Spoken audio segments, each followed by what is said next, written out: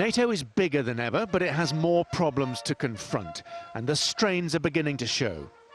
As before, US President Donald Trump is at the centre of it all, berating allies for not spending enough. President Emmanuel Macron of France came insisting NATO is brain dead and must reform and redefine itself. And President Recep Tayyip Erdogan demanded more support for Turkey's operation in Syria. In the end, Secretary-General Jens Stoltenberg declared that despite the differences, the allies remained fully committed to each other. Disagreements will always attract more attention than when we agree. And that's in a way how our open, free, democratic societies work. So I don't complain about that. That's just a fact. That may be true, but the fault lines run deep.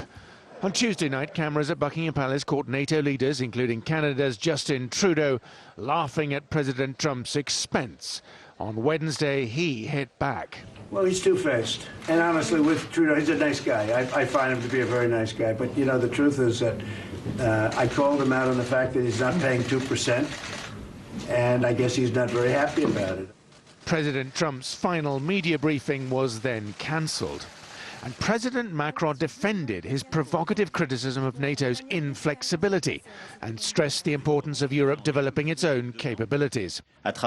We've been doing this for 2 years through the structuring of a Europe of defence, and we must take it up within NATO. And I'll say it in a very clear way. It's not an alternative to NATO, but it is a pillar within NATO.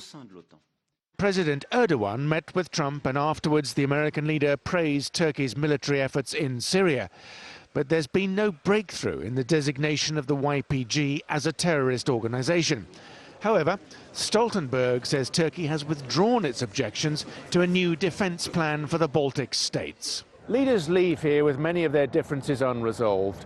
But the core purpose of NATO, mutual defence, which has sustained it for 70 years, retains unanimous support. There are multiple new challenges and arguments about what to prioritise.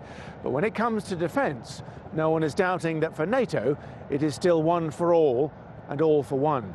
Simon McGregor Wood, TRT World, at the NATO gathering in Hertfordshire.